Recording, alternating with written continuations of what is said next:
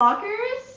We're live with Max, Tico, and special guests Robin and Quentin from Parrot SOS. So we're going to have a really, really special live stream today. It's going to be a lot of fun. Oh, yeah, everyone's joining us. I see them in the chat. Max is excited. Quinn, are you excited? Oh, Max is definitely excited. I think Quinn is too.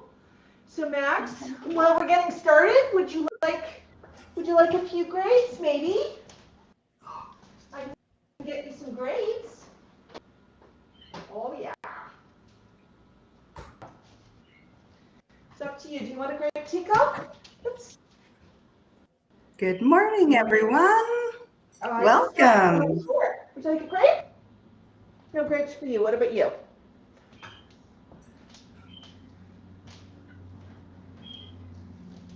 No, we're not going for grapes because they both saw what I was preparing. So we're going to get started with a little bit of lunch. Now look at that body language.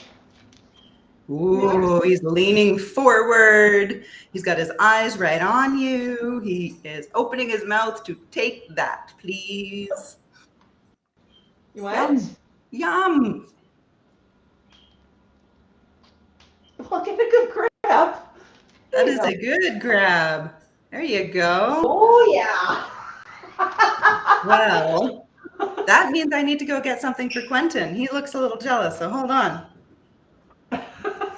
Quentin next too. Hey, everybody. I see Katie. I see Kane and Sharon. Sharon and Raising Kane are one of the moderators on YouTube. Thank you so much for that. I see Einstein's here. Tango, Suzanne, Michelle. Oh, that's Paul's here. Look at everybody joining us. Karen says it's in England. Marco. The flock is all here. All right. We have some snacks We've got for you. apple. You want an apple? Oh boy, Quentin. What you got? Is that good? So Tico just dropped his egg, and I think he did that on purpose. I'm just gonna reach for it. Tico, I know it's good, but I'd like you to eat it up on camera, okay? Hi, Suzanne. Hi, Carrie. Yay, Quentin's here. Yeah, so we've got a special guest today, Robin from Parrot SOS. Robin is actually, we know her in person as well. We're very fortunate that she is another Calgarian. She's part of the Calgary Parrot Club, and I know you've seen her on some of our videos before, but she is the expert.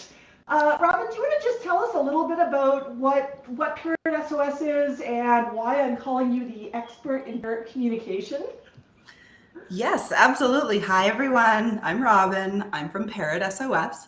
Parrot SOS is a learning platform for everyone. If you have a parrot and you want to learn how to interact with your parrot, teach them skills, or even overcome problem behaviors, we're the place for you. We have online classes. You can log in anytime and take them. We have classes for step up, and we have classes for biting and screaming. We have taming classes. We have tricks classes. We have things like how to sprout, because you may need a little extra help with sprouting. It's tricky. We have over 25 classes online right now you can take anytime. We also offer coaching, one-on-one coaching. So I am a certified pet bird trainer, knowledge assessed, through the International Association of Avian Trainers and Educators. It's a lot of words. It means I've taken an exam, and it's a science-based exam. That means I know a little bit about how animals learn, and I can prove it to a large board. It was a big exam. It is an international accreditation. Super proud to be able to offer that for all of you guys. Now you know that what I'm teaching is based on years of research and learning and education, and I am constantly updating my own knowledge so I can give you guys the best information. I want to make sure that you guys all know that I love birds. I love teaching. And if you have any questions, today's the day you can ask.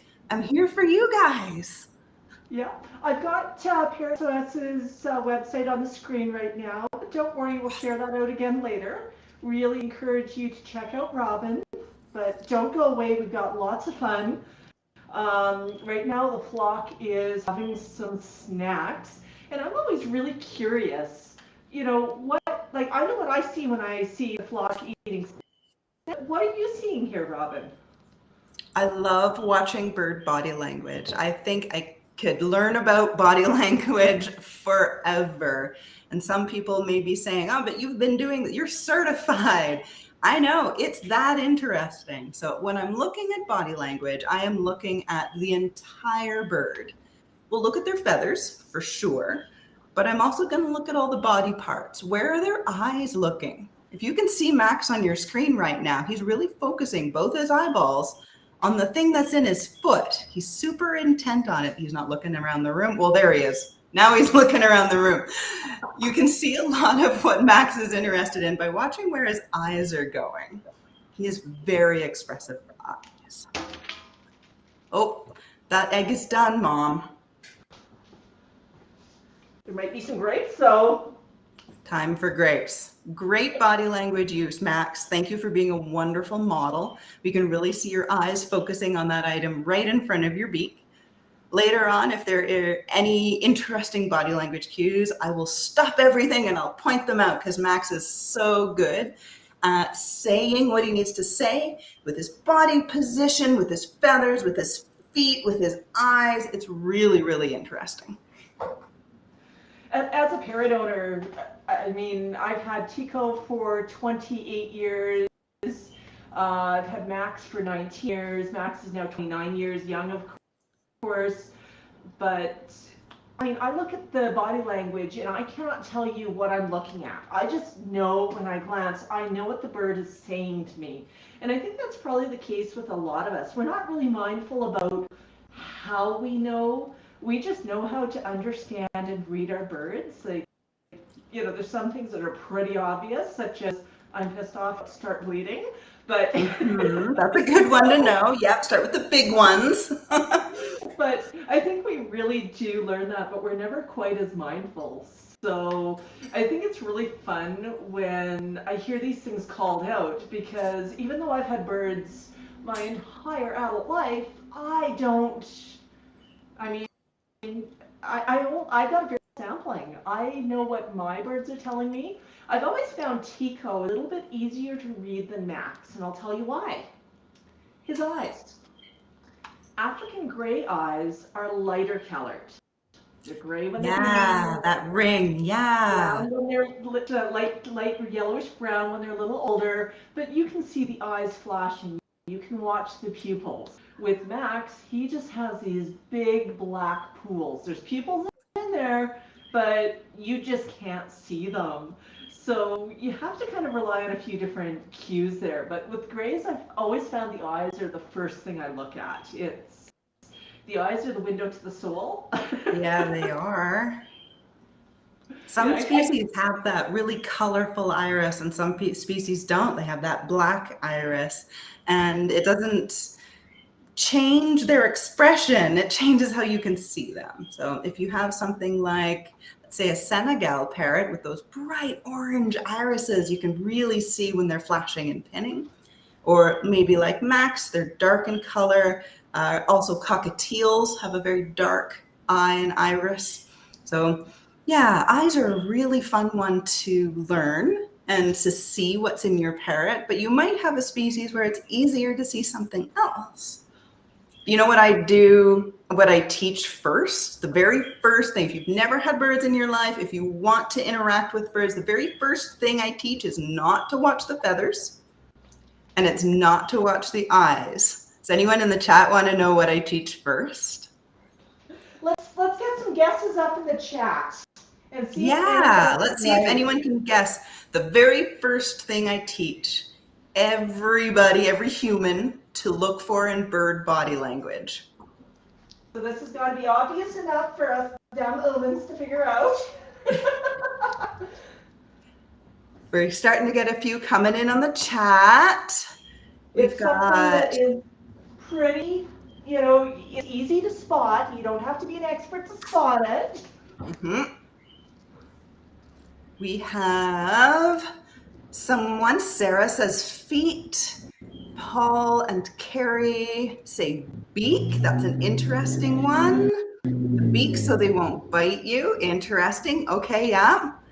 Pointing or reaching for something. Oh, really good body language cues. Maybe the way they're standing. These are all excellent body. Well, bye, Tico. The big slide. Tico's like, I need to go eat my eggies. Hold on, body language. Puffing up feathers, watching the poop. These are all excellent body language things to look at.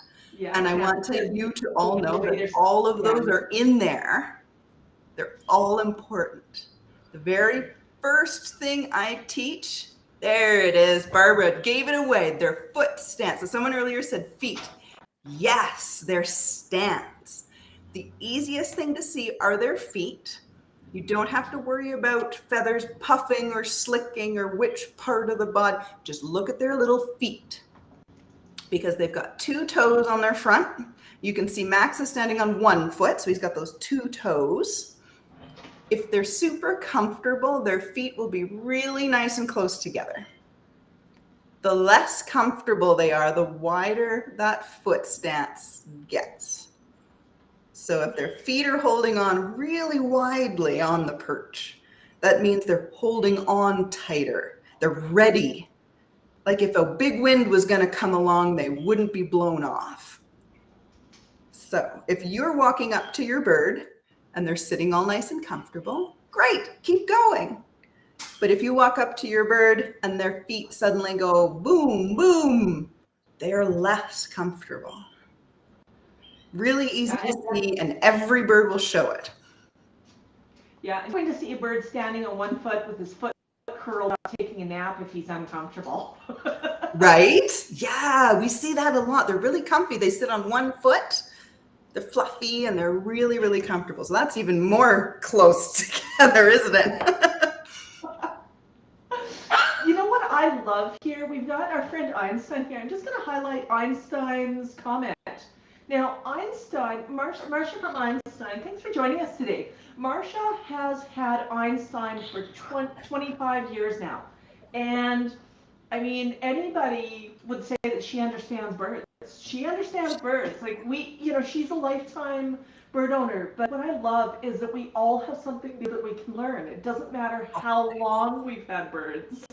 So, there's so much. I so agree.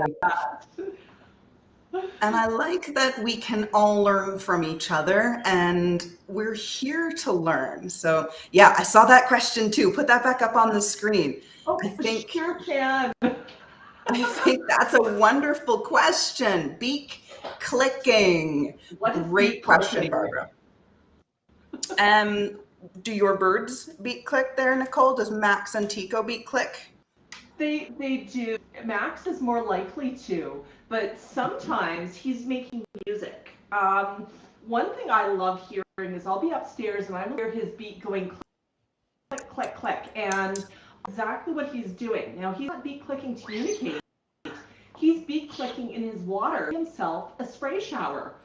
And I just have to go downstairs to make sure there's enough paper so that I don't flood out the floor, because he can empty his water bowl in a few minutes. But he also sometimes sits and just clicks, sometimes when we're outside, sometimes when we're just hanging out. So what exactly does that mean when he's not using it for a shower or for some purpose of that? That's a really good question. And a lot of these body language questions turn into a context question. What is he doing at that point in time? What's happening when that beak clicking is happening? Sometimes a beak click is actually more of a beak grind, where they've got sort of the grindy noises. Often that's happening at a time where they're comfortable, fluffed up, maybe almost asleep. So that would be a different form of beak clicking than what Max is doing in his water. There's also some species-specific things. Cockatoos, so Max and his other cockatoo cousins, are more likely to do that type of beak click because that's in their species. Does that include the cockatiels as well, Robin? It does, yes. Good question. Every species will have their own species-specific behavior, so it does look a little different in cockatiels, but they'll still do the clicking noise, which is different. I don't know if Tico is different, but Quentin does a single click in a different context. So his beak click goes, and that's it. Yeah, Tico sometimes does that, and one context that we see Tico doing it in, and I don't know if this is a weird thing or not, I'll give him a treat or something he wants, and he'll just give me a single click. It's almost to say, "Ta, thank you." The single click is more of an African gray species thing. So this is where I really want everyone to take their bird as an individual. We can give you some generic, usual things, but if your bird does it a little differently based on that context, that's totally fine. Or if your bird does it in a context you're not quite sure of, you can always ask. I'm happy to answer those questions. You can email me or go to the website. Say, hey, my bird is clicking in this scenario. What might that mean? And we'll take it apart, we'll dissect it. So when Quentin does his single click, it's actually in the context of not super happy, I don't want that, thank you. He would be clicking to have more distance between himself and the object. Whereas Tico sometimes will use it to say thank you or acknowledge something that he wants. Maybe he's telling you, go away now, I've got what I want. It's so interesting. They are all really, really different. Oh, absolutely.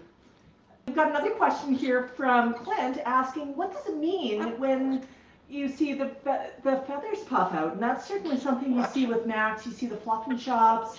You sometimes see him just get big puffy Max, yeah. So right now, Max's puff is a great question because feathers are very, very expressive and they can move them, right? So they're going to be able to use them as language to be able to say things, to communicate with you. So I just wanted to point out Max's very nice, relaxed body language right now.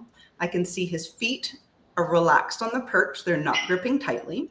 They're very nice and close together, which indicates comfortable. His body feathers are neutral, so they're not slicked in super tight, but they're also not very wide and puffed. His wings are also neutral where they're hanging by his body. He has no neck, so I would say he's pretty comfortable there as well, but his crest isn't up. It's down with his head. So I'd say Max is looking very comfortable right now. When he puffs up, and I've all seen it on Max's live streams, sometimes he is going to then do his loud vocalization. Rah, rah, rah. We love it when Max sings like that. That could be excitement. It could be alarm. It could be joy. I don't know because I can't see inside his head. I don't feel what he's feeling, but I can see feathers fluffed very far out, crest up, head swinging around. And I'd be really interested to look at his feet. He's probably holding on a little tighter too. So, sometimes Max gets really excited when we start playing catch. So I'm going to grab a couple of toys. Max, do you want to play a game of catch, honey?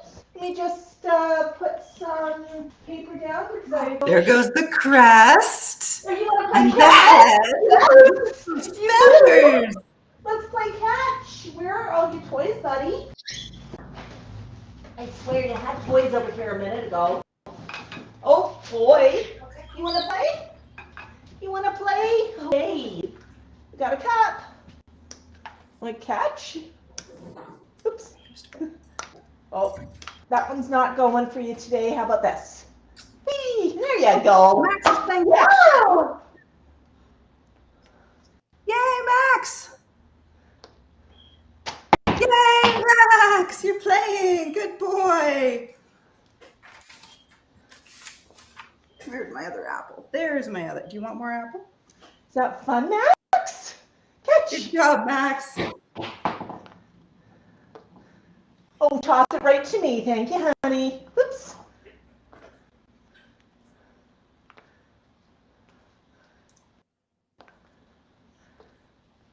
Yay, Max! That was kind of fun, wasn't it, Max? We can see from his body language, those feathers were puffed and excited. He was catching the items. Notice his feet are an extra little bit wider right now. It's not uncomfortable. He just needed the grip. He needed to hold on. Yeah, he doesn't want to lean over too far and suddenly find himself going for a flop. Yeah, no flops. He knows how to flop. So there was another great question back a little bit. How do I get my bird to play with his toys? Oh, I saw that one, and that is such a good question from Helen. Good question. Again, every bird's an individual. You'll hear me say that again and again. I'm always going to repeat it because every bird is different, just like us humans are different. So your favorite toy is going to be different than my favorite toy, and it'll be different than Max's favorite toy. So we really need to look at what the bird wants to interact with. You want to come up? Max is good. Are you good, Max? You don't want to come sit with me? Because I thought we could go sit and talk to Robin on the computer. Not yet? No. Soon. No. Okay, soon. We're going to have to see what the bird likes to play with. Some birds like Max like those rings or toys he can throw. Some birds like paper. Some birds like bells that make a lot of noise. For Max, it's the throwing ability. I love it. But also, your bird is going to be different again. I like to start where your bird is and slowly build the skill of play. So my first question to you is, what do they already engage with? Do they play with the string on your sweater? Do they play with the Kleenex box? Are they interested in the pen on your table? What sort of things are they engaging with in your environment already? Then we can make a parrot-safe game out of that interaction. From there, we can build and build and build, and each of these little steps helps your bird to know, okay, that's a fun game. I really want to go play with that. If your goal is chewing, we could add that into one of the steps. But really, I just want my bird to be able to engage with something in their environment. We'll just have a video of Max demonstrating. See, you engage with your environment. Just like that. I find a lot of birds like to throw. Toys that Max is playing with. Some of these ones are called supervised toys. We don't put them in a cage. Yeah. Is that fun? If your bird is like Max and likes to throw things, or like my cockatiels really like to go to the desk and throw everything onto the floor, I like to give them a box of toys to throw. You can look at foot toys, you can look at old toy parts, something that's been disassembled, even plain blocks of wood, and put them in a little toy chest. If they're picking them up and throwing them out of the toy chest, that's the game. That's the very first step to engaging with your environment. But yeah, that's a really good question. The next question I really wanted to answer was actually one I got on a private message through Parrot SOS, and I said I would answer. It's in the same vein. How do I get my bird to eat the foods? Ooh, that's such a good question. Right? So I'm going to read it out here. It's from Jocelyn. How to get new cockatiels to try different foods. I bought some branded things, Bird Street Bistro. My late bird Polly loved it. How do I get my new cockatiels to eat it? This is a wonderful question when we're eating new foods. It can be challenging for a bird. They want to be safe and they don't know if that food is safe or is poison. It's hard to tell them, it's okay, it's not poison, you can eat it, because they don't always understand the English. But what we can do is look at ways to introduce that food that would make it feel safer. Yeah. Come step up. You like foods. You do. So Quentin likes foods, especially if I use my fingers to pretend that I'm eating it. Like this is a beak, and I go into his dish and I pick in his foods. So I'll bring his dish back over here. There we are. So often I'll use my hand like a beak and go in and pretend to eat the foods that he has in his dish. He's got some pellets in there. Ooh, yum. And often that's all he needs to go, oh, if you're eating it, then maybe I can eat it too. Cockatiels are great for watching and pecking. So this can be a really easy way to get your birds interacting with something, either in a dish or on a flat table. You can peck on the table. No, you're not coming over? Yeah, is this yours? Works every time.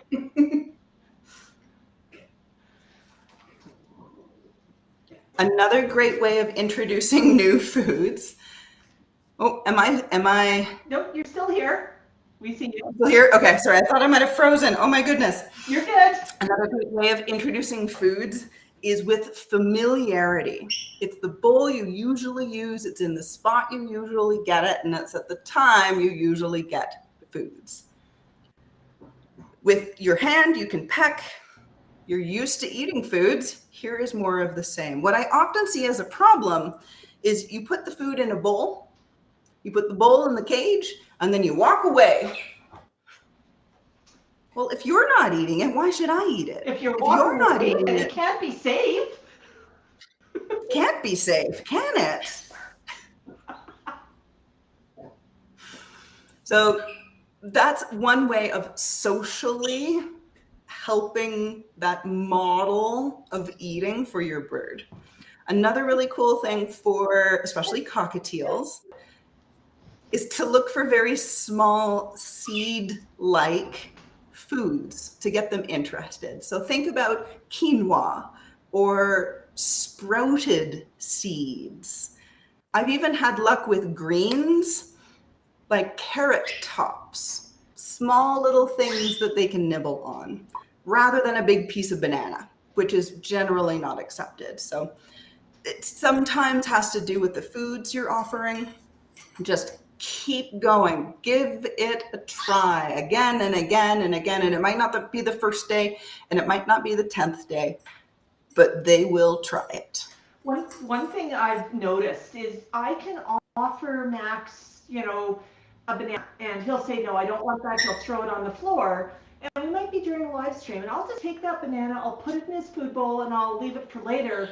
And later on, he's in the mood for bananas. So he's sort of a little bit like us. He's not always in the mood to eat the same stuff. So it's sometimes just like us. No, I don't want banana right now. Till it's time, it's what I really want. I think that's a great point. Foods are normally eaten in my house, sort of that morning breakfast time and evening dinner time. And so that's when I usually offer the fresh chop, leafy greens, or any of the cooked foods that I do. I think the other fun thing, I'd love to tell the story of the banana and the birds. I had tried to offer the flock bananas for many, many, many years. I had offered it liked Tico in many times, and every single time he put his beak up. Max was not into banana either.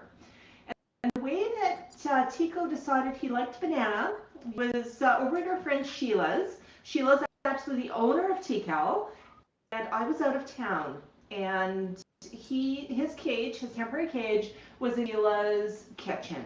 And he was playing by himself, and she had this lovely self-serve buffet. I don't think she realized it was a self-serve buffet, but it had apples, and it had tomatoes, and it had bananas. Well, being a really good house guest, Tico stepped onto the counter and sampled everything. He took one bite of each tomato, ate through the peel of banana, and decided, oh wait, this is good. Had a bite of each apple. And when Sheila told me about this, I was just killing myself laughing. And all I could say is, at least it wasn't a grandfather clock. Tico had done that at a previous bird sitter's apparently, and it was a very expensive lesson. But, Tico was being really polite, and he discovered that the peel had something to do with the banana. Now, since then, he's been willing to eat bananas, but only if I give it in a peel. I can give a slice in a peel, but if I take it out of the peel, that would be edible. So I think there's some natural behavior on wanting to shell or identifying that there's good parts and bad parts of food. Whisper. Okay. Sorry, Max. That was Tico. Oh, thanks, Tico. I think that's a really good point. If a bird wants to shell it, let them shell it. If they don't eat regular green peas from the freezer, try a pea pod and let them take the peas out themselves. Or if your bird doesn't like the very large pieces, you can try chopping it fine, or even using a cheese grater to make it finer. I've even had good luck with birds and pureed food. So you can try that taste without having to eat the whole item. But pureed food, it always reminds me of baby bird mush. Yeah, for sure. We always have to be careful with baby bird mush. It can be good for medications and for a sick bird, but we don't want to encourage any extra nesting or pair bond behaviors. So, yeah, I find I'll occasionally offer a little bit of mush just for fun. Not all the time, but if I ever need to medicate, it's going to be something that's going to be eagerly accepted and remembers what it is. And go, oh, look what we've got. It's also great if you're trying to make some birdie bread or something. I love having birdie bread with a little bit of vegetables in it too. That's a really great way to sort of sneak them in there. Yeah. Sharon had a really good question, I thought. And I'm just going to display it here on screen, hopefully. And she's talking about Kane Gray, and his new thing is to put his foot up like he wants her to pick him up, but then he nips. Yes. Hi, Kane. African Greys have such expressive faces, and something like a foot up to say that he wants to come to you is wonderful. But I think there might be a miscommunication in there somewhere, because then he does nip you. So I'm going to give you guys a tidbit.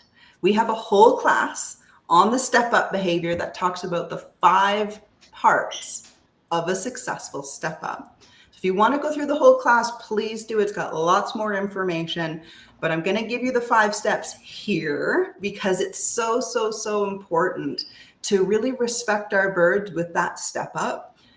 And it can be super easy to accidentally have this miscommunication.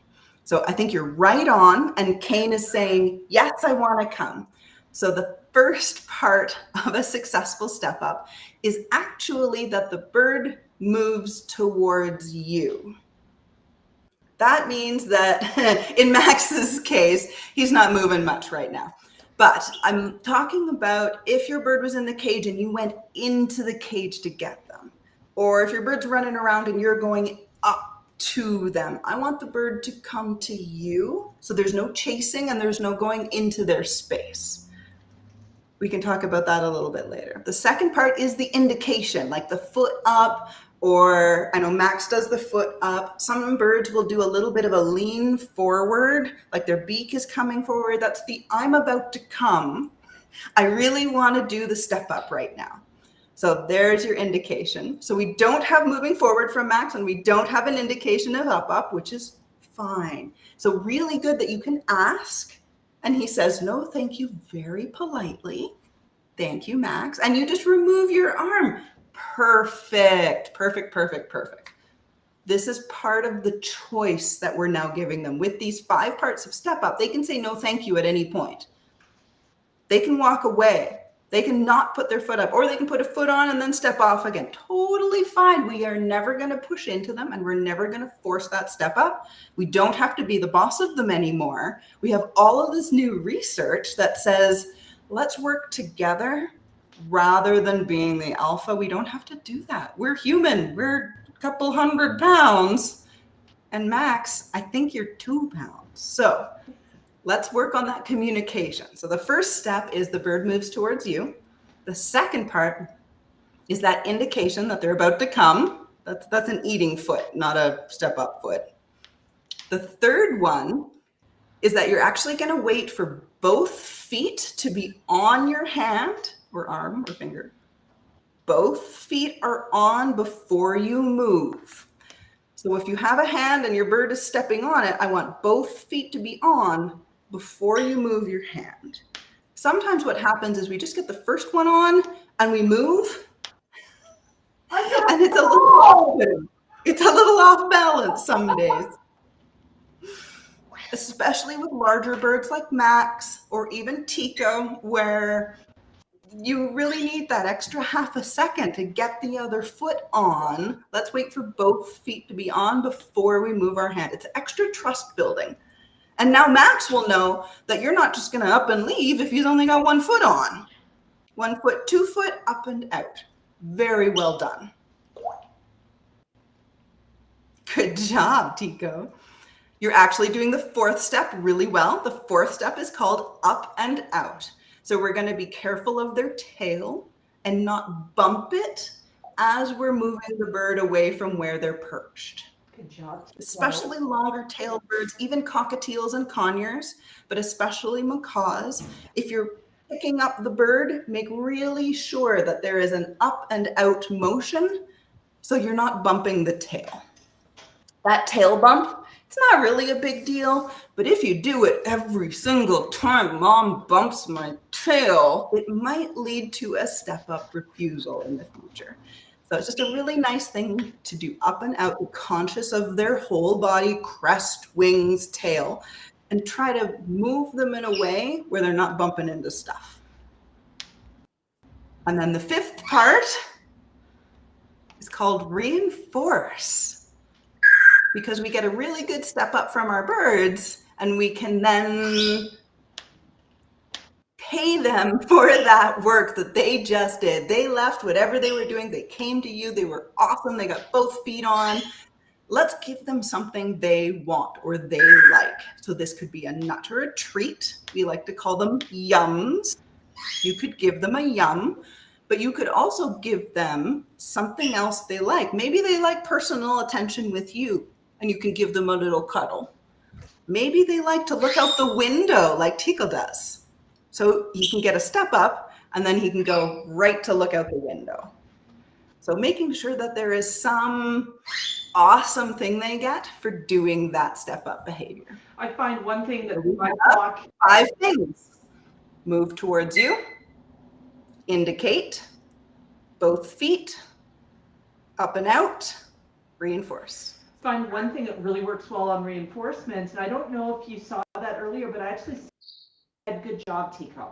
And the verbal and, the head pats, the scritches, it's just part of the, you've done something I want, now I'm going to give you some really good attention. Yeah. That's really reinforcing for a lot of birds. And I want you to look at your bird again as an individual and go, what does my bird really, really like? That was a no. Max is like, no, thanks.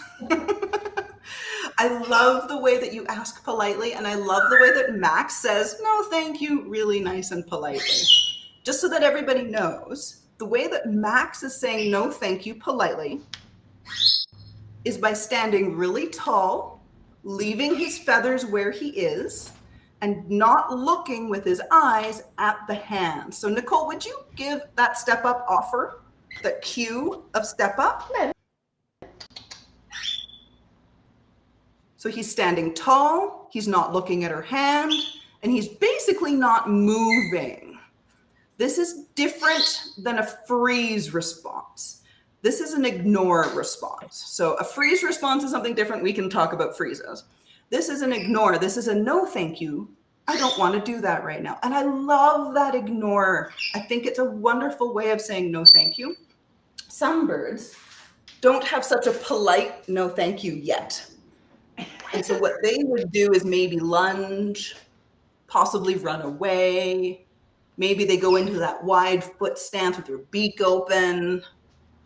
No, thank you. That's all they're saying.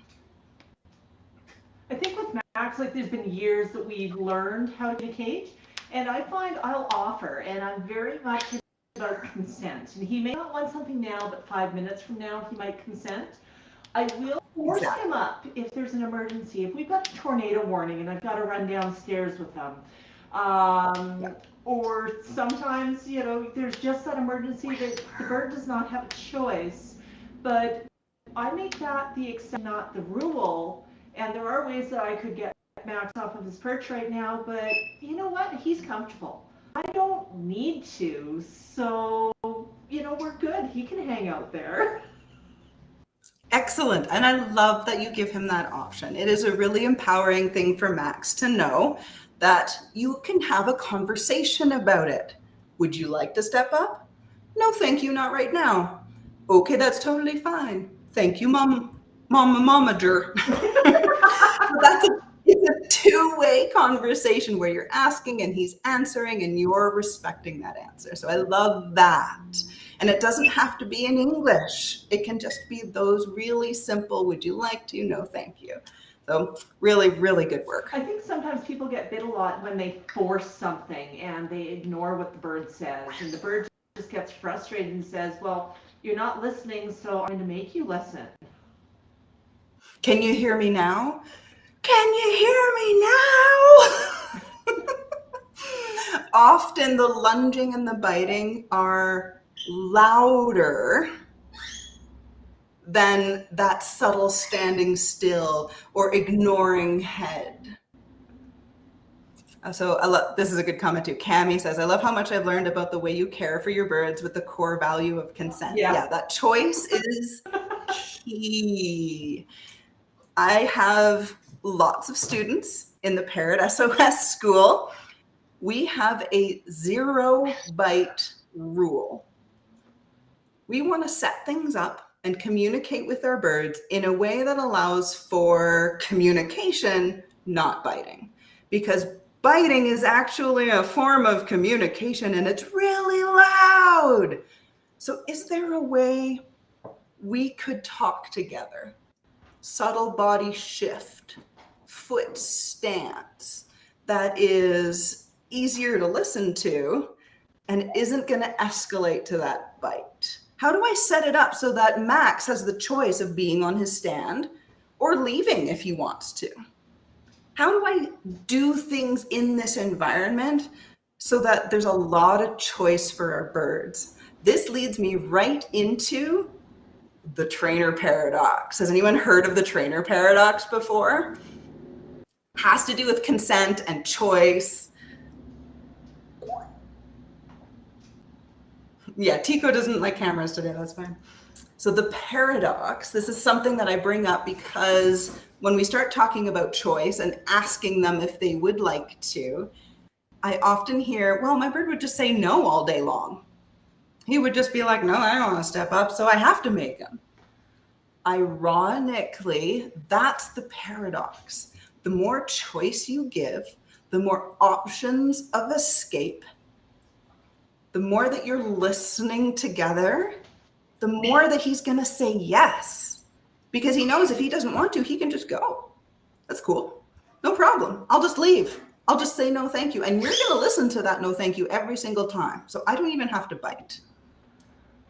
So the more choice and consent you have, the more yeses you get.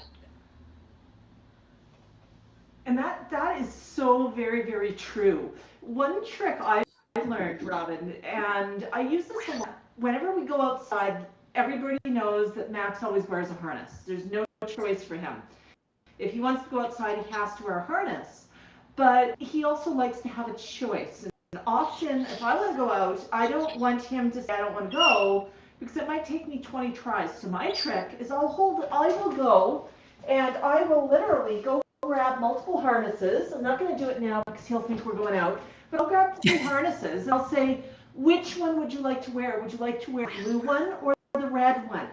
And then he makes a choice. And in making a choice, I've tricked him. I've tricked him into agreeing to wear the harness that he picked. He's already said yes.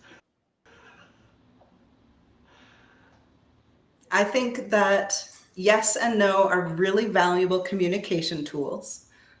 However you want to communicate with your bird is totally fine. I suggest something that's not a bite, but if you need help figuring out how those communications work, what sort of cues you can each give each other, send me an email. I'd love to help. Yeah. I think the closed choice is sometimes a good one too. The bird has choice, but it's a limited choice. It's sort of like what you might give to a little kid. Yeah. Yeah, we do the same thing. I'm not going to let my bird Quentin eat junk food. So his choice for snack today was apple or peas in a pod. So we chose the apple. That's fine. Yeah, but choice still gives him a lot of agency. Yeah, agency is key for sure. There was another great question in the chat here. Is biting a form of screaming for parrots? Ooh, that's a good question. Is biting a form of screaming for parrots? And I love the emojis. I'm an emoji person. I think the way to answer this is with that communication piece. So biting is communicating. Generally, a bite means less hand, more distance, please. However, a scream is still communication. They're trying to say something. They're trying to communicate with you. And the trick is, what are they asking for? What is that screaming trying to say? Are they screaming to say, let me out of the cage? Are they screaming to say, hey, you walked away, you're in a different room, where'd you go? What's the communication that that bird is trying to do? Now, I've never had human children, but it's the same as a human baby crying. There's different cries, there's different communication. And if you're brand new to your human baby, maybe you don't know what each one of those cries mean. So let's look at what that animal needs, what's missing, and what they're asking for. We call it the function of the behavior. So is biting and screaming in the same sort of area? Yeah, absolutely. But more in a communication way. So I find the screaming discussion an interesting one. I think anybody with cockatoos will say that they do have sometimes a day that they just love to scream. Late evening, definitely. Like if I take Max out for a walk at sunset, he wants to wake up all of my neighbors and he wants to wake up the dead. It's loud. Yeah, and I think that one's sometimes more of a contact call, but he'll even do that inside the house. But it almost seems like it's associated with evening time. It can be pure joy because they are birds and they are the kings of the jungle. I think there's a lot of not miscommunication, but missed words happening in these screams because they're never going to be quiet forever. They're not silent creatures. They have a voice, but sometimes it gets to be excessive. And that's what I want to address with the screaming course, which is on our website if you need it.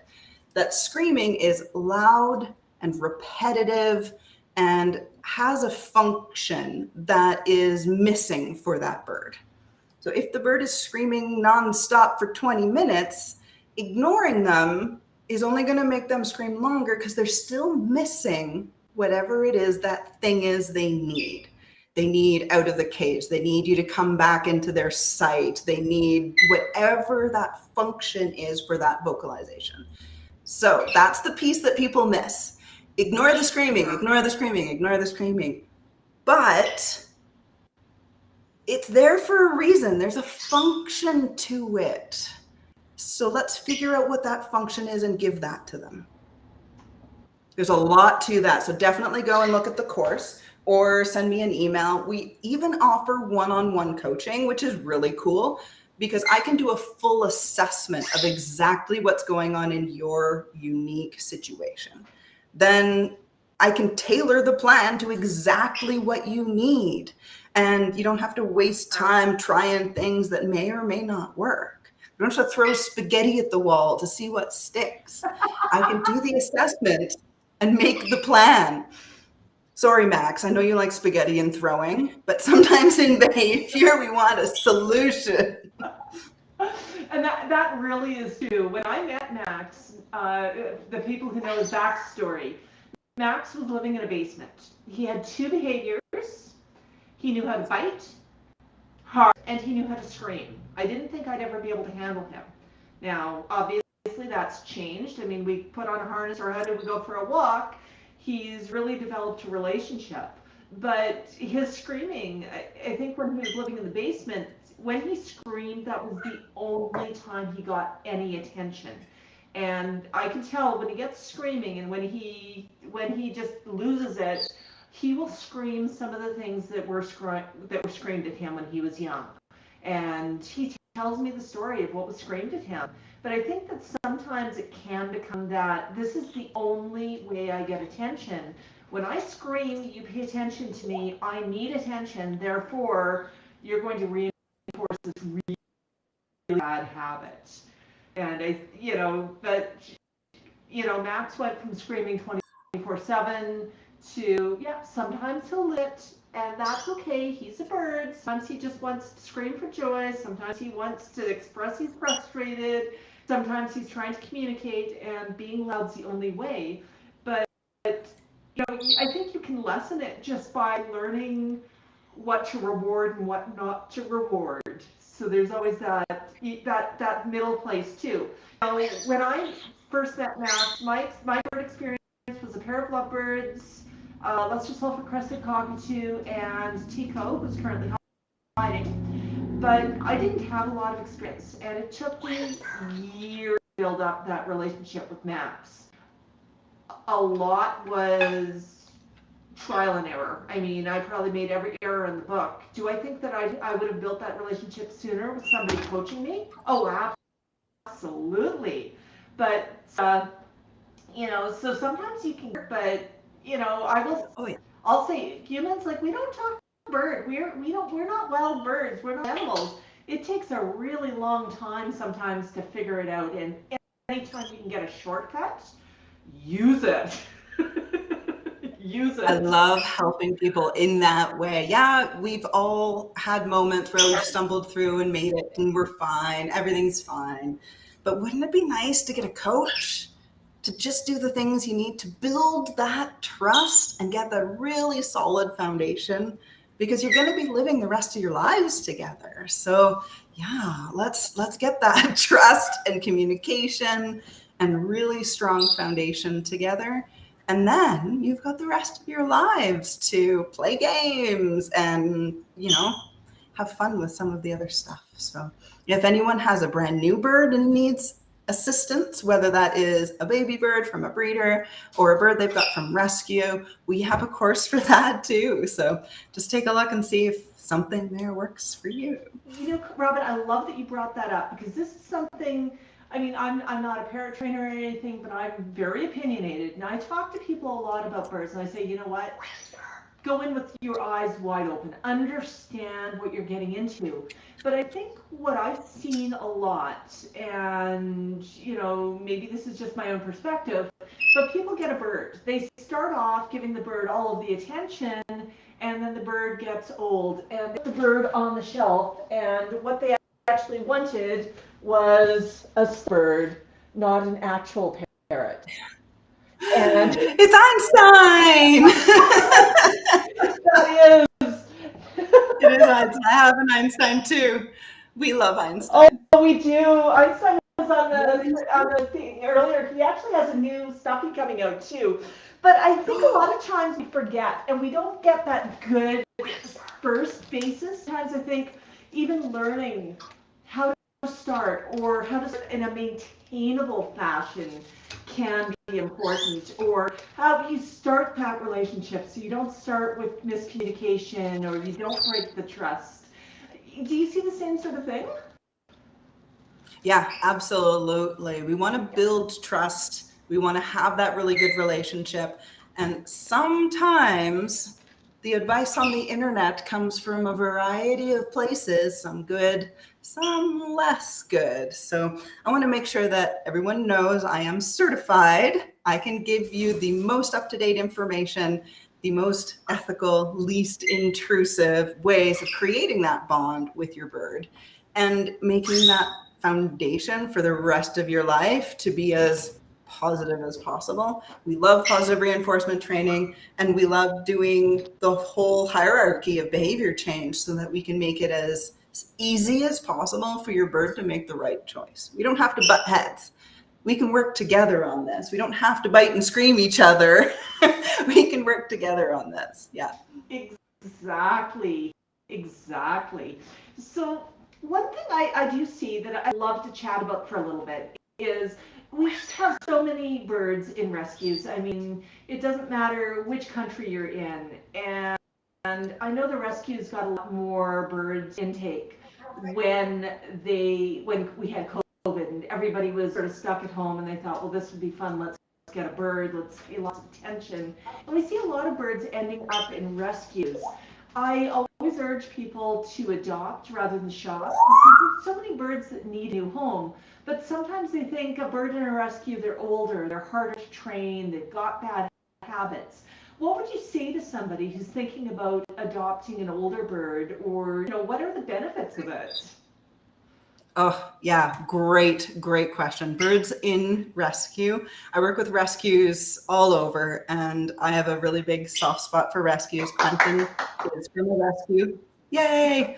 So is Skeeter. And I work with people around the world. So the rescue birds that I see generally are more like unhoused currently.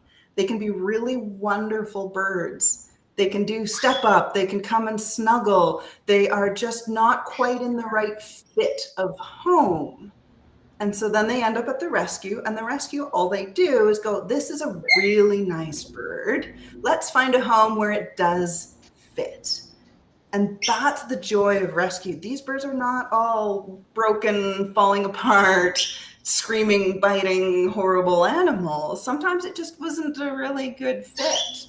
Or sometimes there's other circumstances. Maybe their owner passed away and they just need a new home. Sometimes there's issues, and I'm here to help if you ever have any issues.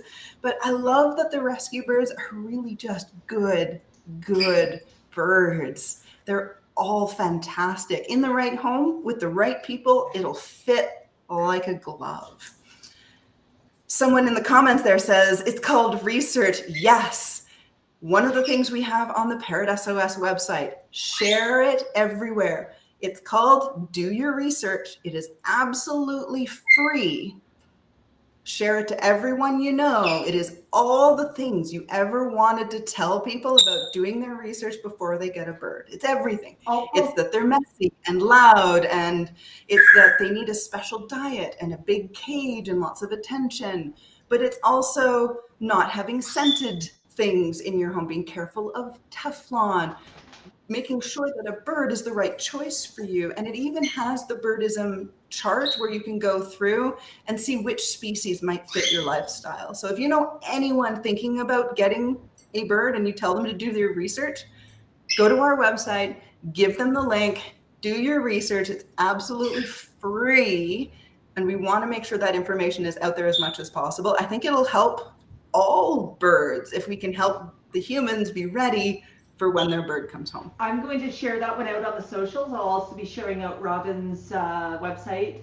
I know some people have been asking about that. We've got a couple more minutes. Are there any other burning questions in the chat? Anybody have, let's do a round of quick questions for Robin. Let's see if we can get some 60-second questions. This will be fun. Toss them up. Rapid fire questions. Let's do it. What is Parrot SOS? Parrot SOS is the name of my company, parrotsos.com.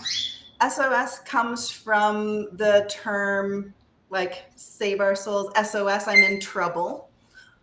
But it's also the rescue part of it. SOS, come and help. So if you need to throw up an SOS, I'm here to help. Head over to the website. We have online classes. You can take them anytime you like, 24/7. They're all online.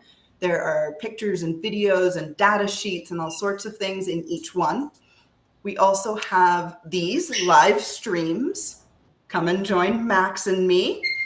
We have one-on-one coaching. If you want to get a one-on-one session with me and we can really figure out exactly what's going on. And we have blogs and we have resource pages and all sorts of things. So go check out parrotsos.com. How difficult is it to introduce birds to each other? Medium. It's not always easy and it's not always hard, and it depends totally on the individuals you have. I tell people to grab a random room of birds and tell me which two are going to be BFFs. You can't tell. And you can't tell which ones are going to be enemies. And if I had 30 lovebirds sitting in front of me, I don't know their personalities. So if you have one bird at home and you're thinking about getting a second, plan on 2 cages, plan on 2 play gyms, and plan on 2 of everything. If they get along, that's great. But we don't know. We have to start at neutral because they could be enemies or they could be best friends. So plan on having 2 of everything because they're such individuals. No one can tell who's going to be a BFF. And that's so true. Right now, our friend, I know somebody who is fostering a really odd couple of birds. And I think you know who I'm referring to as well. So we sometimes see interspecies as well. And it can depend on species and sometimes not. Someone in the comments said budgies are pretty easy. Budgies are huge flock birds, 100 plus in the wild. So adding or minusing a couple of budgies here and there, it's probably socially easy for budgies once they've passed quarantine and once they're healthy. But other species like Moluccan cockatoos are relatively solitary in the wild. And yes, they do pair up. Obviously, there's mating and raising of young, but may be more difficult to pair up a species that doesn't live in a flock of 1,000. So yeah, it might depend on the species. It could depend on their situation, how they're raised. There's so many complicating factors. So yeah, I know of the couple that's 2 different species that get along, which is great because they're similar sizes. Yeah. There's no danger there, but yeah, who knows? Who knows? So we've got another question here. Barbara asks, and I think she's asking, what are angel wings? Yes, some bird species will extend their wings, but not fully all the way. So they just sort of open up their wing pits and it looks like they have little angel wings on. Sometimes they're called harp wings. I see this a lot in cockatiels, sometimes lovebirds.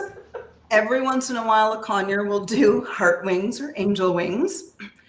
It is part of a courtship display. Usually it's the male bird showing off to the female bird, look how pretty I am. If you only have a single bird, then their courtship is sort of part of just general joy, we could label it. I know my cockatiel likes to do heart wings when he's doing his whistle singing. And then his wings start to go up. Love it. I love seeing it. Yeah, we've got another question here from Tango. Tango says in the dog world, there's always an alpha, usually a female. How does this work in the bird family? It's a really good question, Tango. So in the bird world, the flock, if we take a general standard flock, keeping in mind that not all species live in the same flocks like this, like Moluccan cockatoos, like Max. But if we took a general standard flock, let's grab the budgies like we talked about earlier, there's 100 birds. It is socially flexible. And what that means is whoever knows goes to do that. If bird A knows the directions, he'll lead the directions. If bird W knows the water source, he'll go to the water source. If bird Q wants to look out and be a sentry, he'll sit at the top of the sentry. But they'll also all switch those roles depending on what they're doing and how they're doing it. So there's no top bird, there's no top of the mountain alpha in bird flocks. They all do the roles as are necessary. Do you know the way? Then you lead. You do it. And then they'll switch depending on the situation. But I'm also going to throw a little tidbit out there, Tango. I'm going to blow your mind a little bit. The researcher who published the paper on dogs and their alpha packs wrote another paper retracting his own work. Oh no! So alphas in dog packs, kind of not a thing as much as we thought. So you get to go and play with that and go and research and grab some more books because we're always learning. And that's what I love about animal behavior is that we can come up with a theory or we can postulate that this is how, let's say dog packs have an alpha and this is how it rolls. But then we keep doing more research and we keep exploring and we keep checking. And then we can go, let's update that. And it doesn't mean that things are wrong or right, but we just learn more. I see that in the bird world a lot. We used to teach, and I used to teach it, to get a step up, push your finger into the bird's tummy. And we don't do that anymore because we learned a little bit more and went, hey, if we push into the tummy, yeah, they step on your finger. But also, I seem to be getting more biting. Like he's saying, no, I don't really want to step on your finger. So do I press harder? How does this work? So we just looked into it deeper, peeled back more layers of the cabbage and saw new things. So yeah, it really excites me, not because we used to do things wrong, but because we can keep going. I'm excited to see what are we doing today that in 10 years I'll go, we don't do that anymore. And here's why. I want to tell you the why. I want to show you that we can get better, even if you've been doing it for 20 years. Robin, that reminds me so much of the way that I've interacted with my birds. What I did 30 years ago, 25 years ago, 20 years ago, it's not what I do today. I've learned so much, but it's always changing. I just want to interrupt for a minute and just give a quick shout out to a couple of folks. I'm going to give Annie Kirks a shout out. She sent a super chat and she sent a love message saying, thank you for educating the world on birds. I love any opportunity we have to educate them. I love being able to host somebody like Robin. And we've also got one here from Barbara. Barbara sent a super chat, $4.99. She says, thank you for a most informative message, nicely given, Robin and Max. So I want to say thank you to both of you for that. Really, really appreciate. I know a few folks probably sent stars on Facebook, and I'm going to be going in and saying thank you to you also. But just super, super awesome. But I wanted to say thank you so you didn't think you'd gotten missed. So sweet. Thank you guys so much. You're all wonderful. Great questions. And I love these. Einstein, You know, Einstein says, I enjoyed the stream with Robin so much, and I absolutely love that. You know, Robin, I was talking to Marcia yesterday, and we were talking about the stream and how excited we were. And she mentioned to me she has given out your name to a number of folks, and I absolutely love that. So, Yeah, we I love helping. We're a community and we're all learning together. So yeah, let's do it. Yeah, and I think one thing, it's so hard for people to find a good resource and they don't know where to turn. They have questions and you know, they tend to ask people like Einstein and myself a lot about, you know, their questions. And I know I've had people get upset because I've said, you know, the best person to talk to about this is Parrot SOS, but you know, or I'll pass them on. But there's a reason I do that. It's because I only know my birds. I don't know yours, and what I'm doing, I probably do things wrong. Like I learn all the time. I honestly We all do. Yeah, we all learn. Yeah. So I really, really wanted to highlight that comment there. Oh my goodness, Tango sent us a super chat as well. Tango says, thanks for the memories. Tango is one of our favorite doggo friends. Tango, thank you so much. Love it, love it, love it. You know, oh, thank you, Sharon. Okay, Yeah. thank you. And, you know, I'll be sharing out some references from Robin after this. Make sure that you like and follow her as well. She has a lot of good resources. She does some regular videos, and she is just an absolute wealth. So I'll be sharing some of that stuff out as well, just because I think it is so very, very important.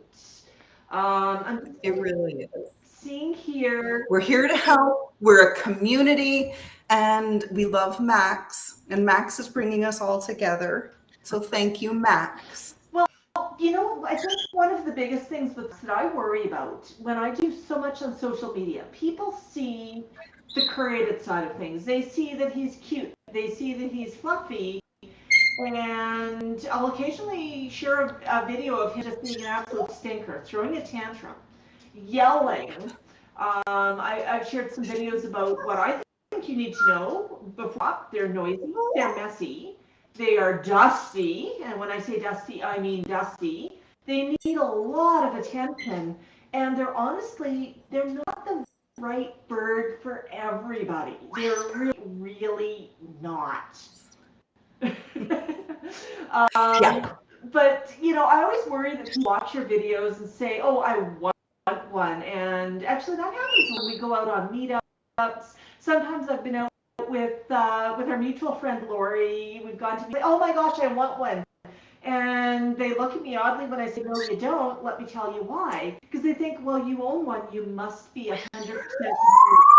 Everybody owning one.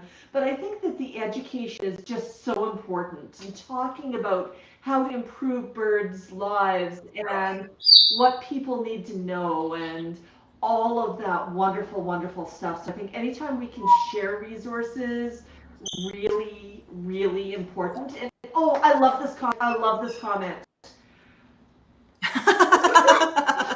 I've heard that before. Sure, I really wanted to talk it to you. Until he heard Max. You know, do you remember one of the rescues in Alberta, Mika's birdhouse? A few years ago, they were trying to rehouse a Moluccan.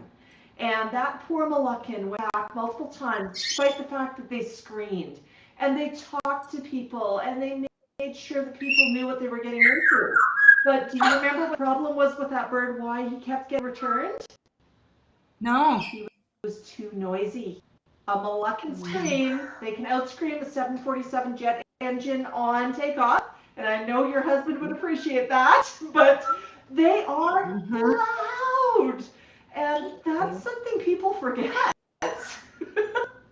Well, and especially that, back to the conversation of function, the Moluccan had been at the rescue. He's in a new house. He doesn't know what's going on. So there's some time to build the relationship and make that foundation. And oh my goodness, Max always wanted a father until he heard hubby. That's so funny. That's so funny. Not gonna laugh? Mwah.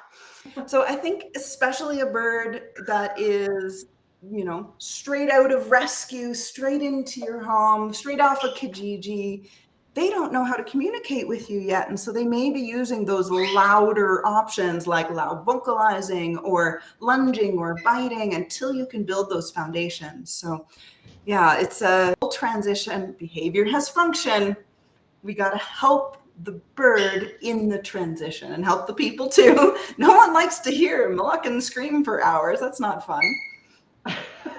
I put up with it for months. Yeah, right? It's not fun. I've worked with macaws. They're loud, not Moluccan loud, but yeah. Aw, even my Quaker Bob got rehomed. Aw. But he's his forever home now, or at least forever home for now. I think that's the other thing that Robin and myself have sometimes talked about. There's sometimes some stigma when people are rehoming birds or deciding that their life has changed. They've made the forever commitment. Maybe they're older, maybe they're moving into a nursing home. That happened with Matilda's owner, and Lori, Matilda's owner, had to move into a nursing home and had to be separated, had to find another home for their flock. So life circumstances do change.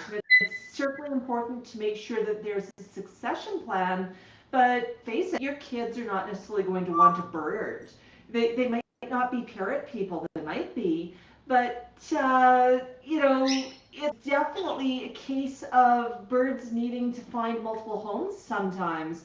KT says she's Sparky's third home, and he's had her for 22 years. And I know KT's been worried, what happens when. It's something we talked about before. And there's so many stories here. There are fifth homes, there's third homes, there's multiple homes. Do you want to just talk a little bit about rehoming and, the plans around that? Rehoming is a great term because, believe it or not, parrots are adaptable. They come to the new house and they go, breakfast is pretty good here. And they fit in over a couple of weeks and months to the new routine and the new people. So if you can make sure that you are a good fit and you will be communicating together, rehome a bird, take it into your life, make it as happy as possible. Again, you are moving on to the next life, whatever that happens to be, and the bird's best interest, the best thing for the bird is to have another home where they can get that mesh. Do it. Rehoming is wonderful. We can find that mesh. We can get them really happy with new people. And yeah, breakfast is pretty good here too. So they are adaptable. I love rehoming older birds. You mentioned it earlier, I forgot to answer, because now your bird doesn't have an 80-year lifespan. They're already part way. So your 40-year-old bird has only got the 40 years left. It can be a really nice option if you yourself maybe don't have the 80 years ahead of you. Adopt an older bird. Seniors are fantastic, and they are wonderful companions, and they fit right in. They mesh really nice. Yeah, our friend Lori, she adopted Gonzo, and Gonzo was just such a sweet bird. And he was a Timney who was 60 years old when she met him. The oldest Timney that I know, and he was wild caught, so he could have been older than that. But he had been with his first owner for years.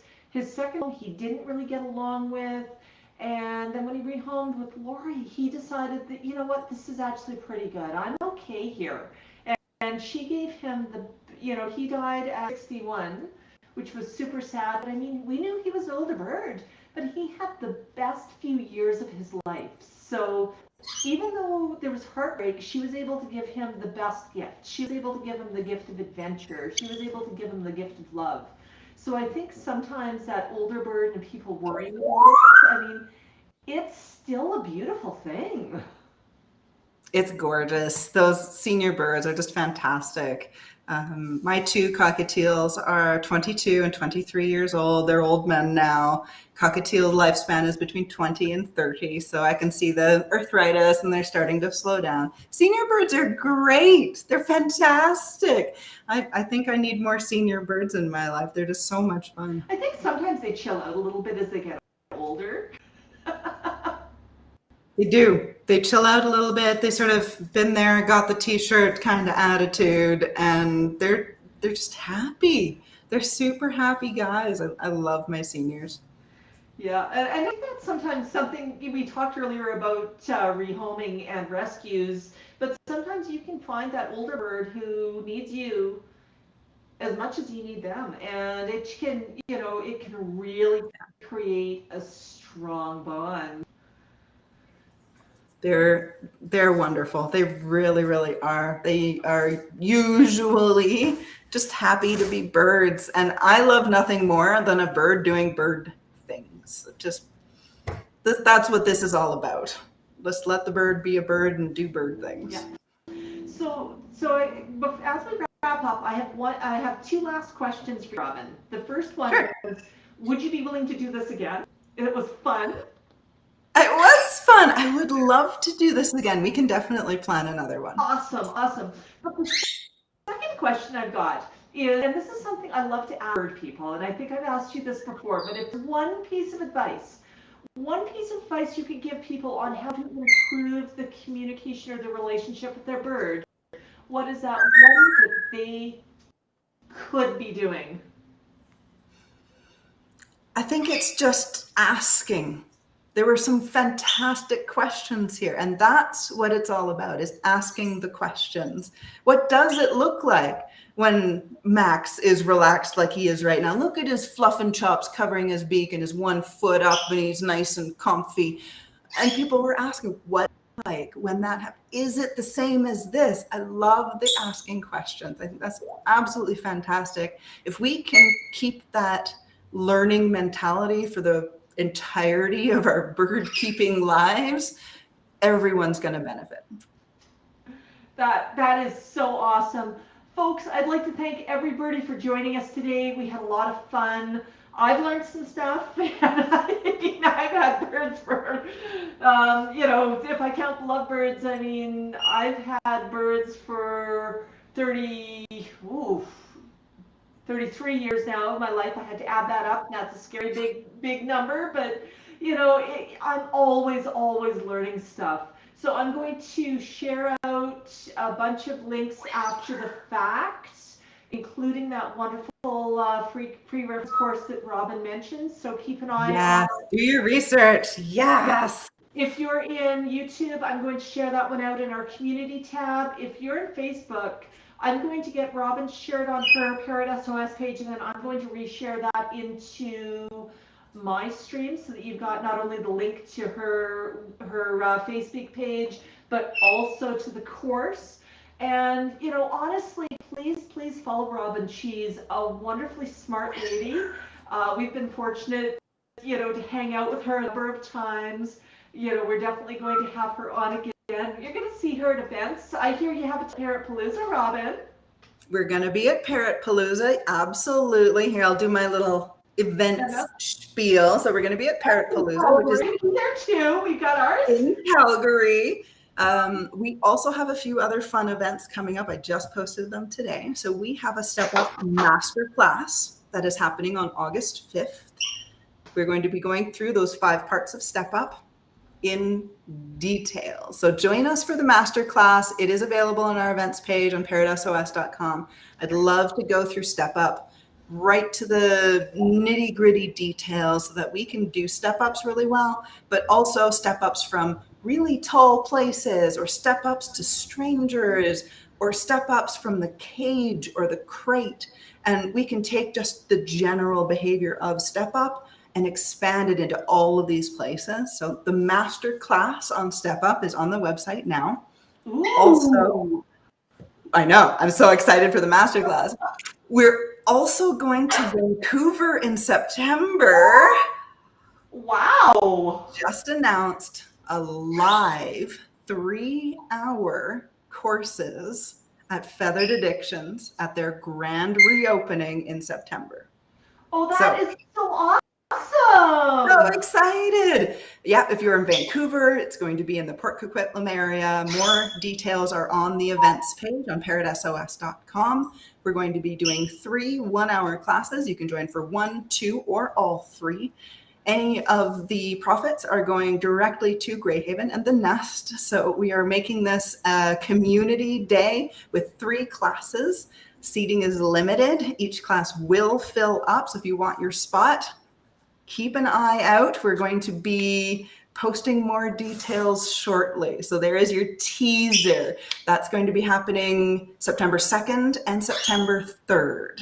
So I'll be out in Vancouver with Feathered Addictions. That is so awesome. And certainly that Greyhaven does some wonderful, wonderful work. And they've got Night Owl Bird Hospital out there, the best vets. Like, Vancouver is actually a little bit of a center in Canada. It's amazing, and the community is wonderful. So I'm really, really excited to go out and see more bird people out there.